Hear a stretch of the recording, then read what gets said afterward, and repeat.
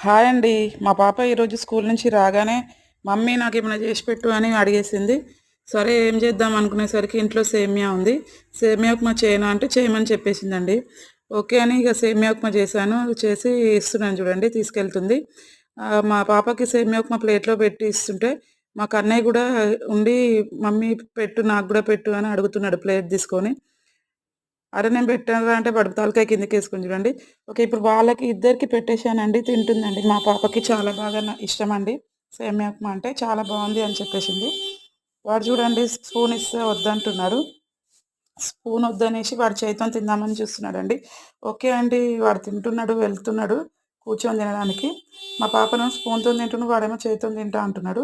తినాలనే వాడు నేర్చుకోవాలని వానికి వదిలేసేసిన తినాలని. ఓకే అండి. మీలో సేమియా ఉప్మా ఎంతమందికి ఇష్టమో కామెంట్‌లో చెప్పండి. ఛానెల్‌ని సబ్స్క్రైబ్ చేసుకోవడం మర్చిపోకండి. బాయ్.